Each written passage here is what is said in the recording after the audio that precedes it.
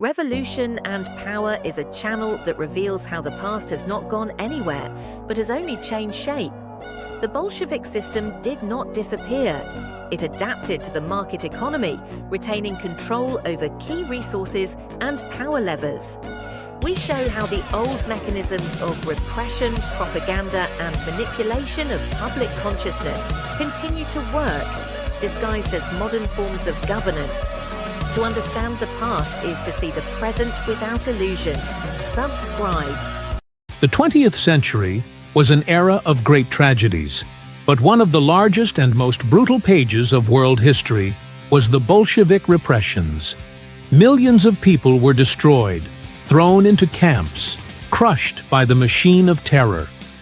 From the very beginning, Soviet power relied not on the support of the people, but on fear, violence, and total control.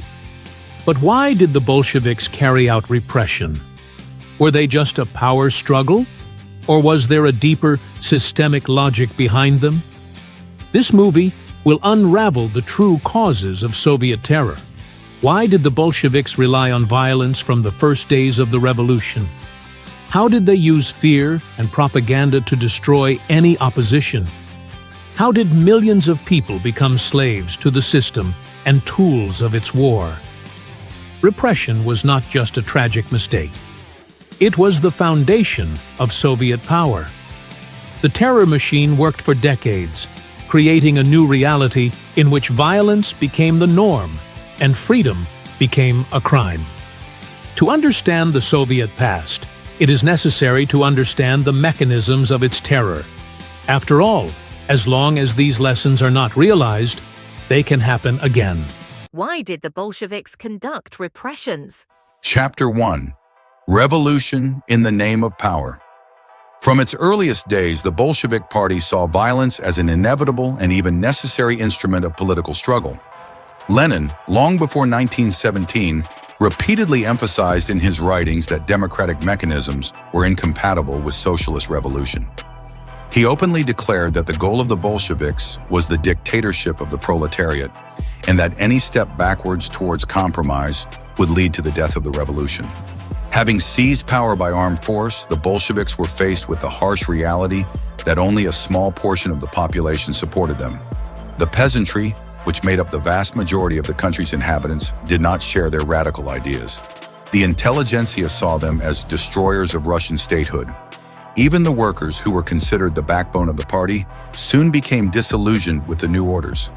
Under such conditions, the only way to preserve power remained the brutal suppression of any dissent.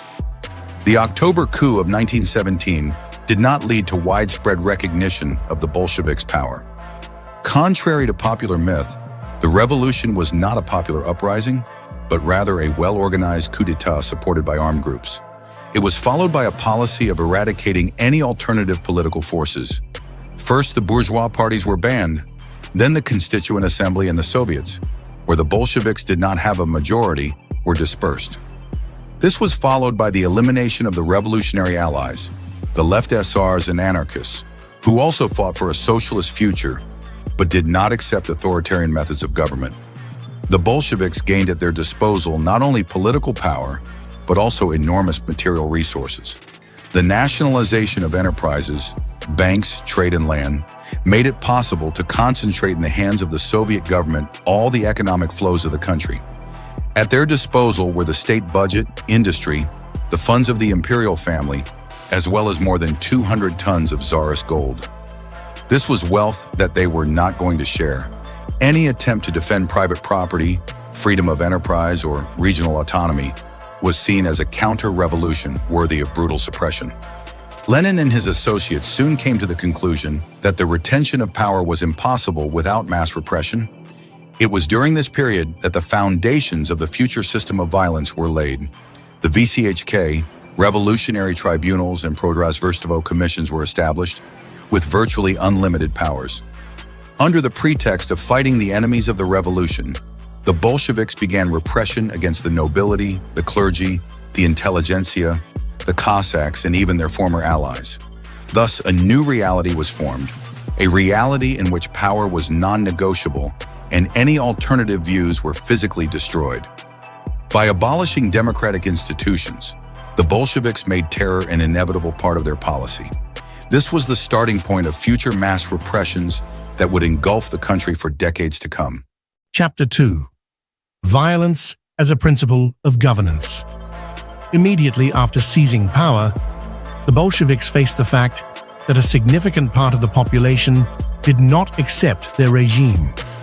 Contrary to propaganda about universal support, popular discontent resulted in tens of thousands of demonstrations, hundreds of armed uprisings that spread across the country.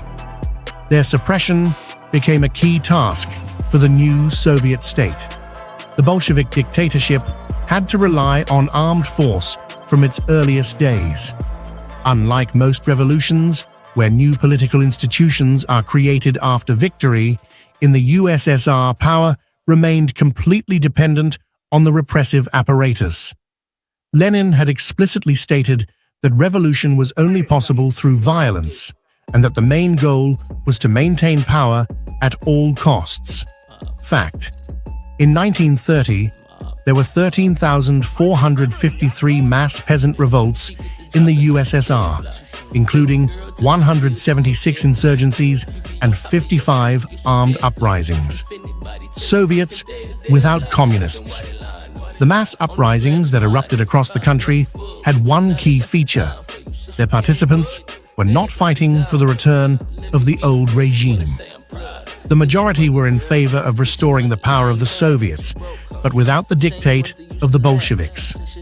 One of the first major uprisings was the Izhevsk-Votkin uprising, 1918, where workers and peasants rose up against Soviet power. Self-government was established in the cities, and governing bodies were created on the basis of general elections. However, the uprising was suppressed, and its participants were killed. Even more large-scale was the West Siberian Uprising, 1921, which united tens of thousands of peasants.